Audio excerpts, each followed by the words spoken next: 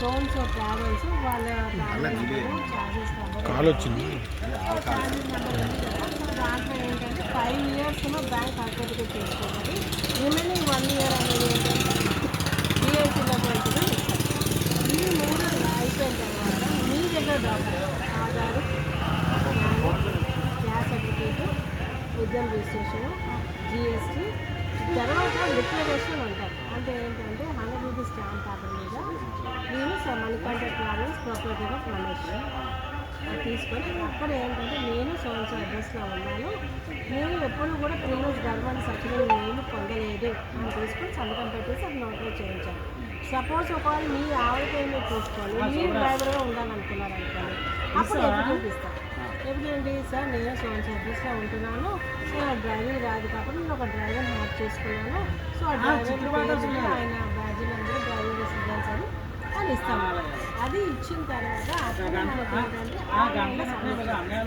ఆన్లైన్లో డాక్యుమెంట్స్ అన్నీ సబ్మిట్ చేసేది మీరు పర్మిట్ డేట్ ఇస్తారు. ఆ పర్మిట్ డేట్ ఉద్యమ రిజిస్ట్రేషన్ డేట్ 2 ఒకటే ఉండాలి. అక్కడి నుంచి ఏంటంటే నెక్స్ట్ వచ్చేటప్పటికి ఏంటంటే డీసీపీ అంటారు, డేట్ ఆఫ్ కమర్షియల్ ప్రొడక్షన్ అని చెప్పి జిఎం గారు డిఆర్ సర్టిఫికేట్ ఇష్యూ చేస్తారు. అది ఇష్యూ చేసిన తర్వాత అక్కడి నుంచి 6 మాసాల లోపల మీకు ఏదైతే రాయితీలు వస్తాయో అవి పెట్టుకోవాలి. అంటే ఫర్ ఎగ్జాంపుల్ ఈరోజు 28/1/2026 అనుకోండి, 6 నెలలు అంటే జూన్ 27/6/2026 లోపల మీకు పెట్టుకోవడానికి అవకాశం ఉంది. సో అవి పెట్టినప్పుడంటే కన్సర్న్ ఆఫీసర్స్ ఎవరున్నారో వాళ్ళు చూసి రిపోర్ట్ చేస్తారు. తర్వాత ఏమో కమిటీ ఉంటుంది, స్క్రూటినీ వెరిఫికేషన్ కమిటీ అని ఉంటుంది. ఆ కమిటీ వాళ్ళు వెరిఫై చేస్తారు. వాళ్ళు ఓకే చేస్తున్నది కలెక్టర్ గారి దగ్గరికి వెళ్తుంది. దాన్ని district industrial export promotion committee అంటారు.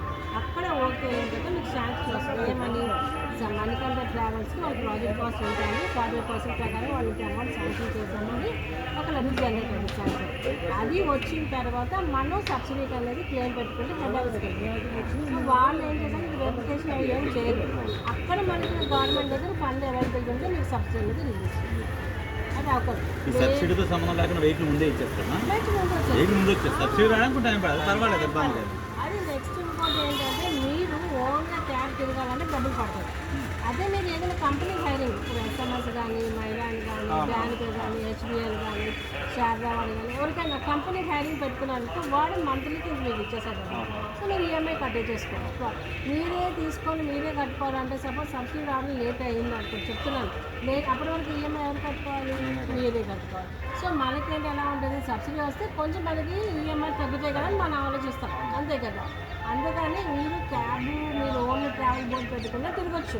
లేదమ్మా నేను కంపెనీ హైరింగ్ పెట్టాను, ఈ కంపెనీ సోన్స్ కంపెనీ తీసుకుంటానండి, అదే బిఎస్సీ ఆఫీసర్ కానీ, ఎలక్ట్రికల్ డిపార్ట్మెంట్ కానీ, అగ్రికల్చర్ డిపార్ట్మెంట్ ఏదో డిపార్ట్మెంట్ సార్ వాళ్ళకి కావాల్సి వస్తుంది కదా క్యాబ్, అది వాళ్ళు పెట్టుకోవచ్చు. మీకోసమే అది చూసుకొని మీరు ఆలోచించుకోండి. సో అంత పెద్దది కాకుండా మనకి చిన్న యూనిట్ అంటే సెంట్రల్ గవర్నమెంట్ స్కీమ్ అనేది ఉంది. సెంట్రల్ గవర్నమెంట్ స్కీమ్ పిఎంఏజీపీ స్కీమ్ అనేది ఏంటంటే దీంట్లో మళ్ళీ కార్స్ ఆటోలు అవి ఇవ్వరు, ఓకేనా సార్. దీంట్లో మనకి ఏంటంటే గాంధీజీ సింథాగ్రామ్కి ఎగనెస్ట్గా ఏమీ లేకుండా మీతో ఏది పెట్టుకున్నా వస్తుంది. ఇప్పుడు సపోజ్ కార్స్ మీ దగ్గర చాలామంది ఉన్నారనుకోండి తెలిసిన వాళ్ళు, ఒక కార్ వాషింగ్ సెంటర్, లేదంటే బైక్ ఉంటుంది అనుకోండి, బైక్ ఒక వాషింగ్ సెంటర్, అది సర్వీసింగ్ కింద వస్తుంది. సో 20 లక్షలు అనేది లిమిట్ ఇచ్చారు. దాంట్లో మనకి ఎంత కావాలంటే అంత తీసుకుంటాం. సో అలాగే ఇంటర్నెట్ సెంటర్ కానీ, ఒక జెరాక్స్ సెంటర్ కానీ, ఒక ఫ్లోర్ మిల్ కానీ, ఒక ఏంటంటే చిన్న మినీ హోటల్ కానీ, ఒక టీ పార్లర్ కానీ, ఇది ఈవినింగ్ స్నాక్స్ అంటే మన చికెన్ పకోడీలు అవి ఉండకూడదు. సో ఇలా సమోసాలు కానీ అట్లాంటి పెట్టుకోవాలి. లేదమ్మా నాకు ఇంకా కొంచెం పెద్ద రైస్ మిల్ పెట్టుకోవాలండి, మా ఊళ్ళో ల్యాండ్ ఉంది, లేకపోతే బ్రిక్ ఇండస్ట్రీ పెట్టుకోవాలండి. ఇప్పుడు చూసారంటే ప్రీ కాస్టెడ్ బాల్స్ అని వస్తాయి. ఇప్పుడు ఇట్లాంటి రాళ్ళు కాకుండా డైరెక్ట్ గోడ లాగా వచ్చేసి ఆ యూనిట్ పెట్టుకోవచ్చు. అదేంటంటే ఎంఎస్ఎంఈ కింద వస్తుంది, దాని మీద సబ్సిడీ తీసుకోవచ్చు మీరు. సో ఇట్లాంటి అన్ని అవకాశాలు ఉన్నాయి. అంటే ఫస్ట్ ఆఫ్ ఆల్ ఏంటంటే నేను ఒక ఎస్సీ ఎంటర్ప్రైజ్ని భయపడకూడదు. సో నేను ఒక ఇండస్ట్రీ పెట్టాలి, ఒక 10 మందికి 5 మందికి నేను ఎంప్లాయ్మెంట్ ఇవ్వాలి అనే ఒక ఆలోచనతో మీరు వచ్చారనుకోండి.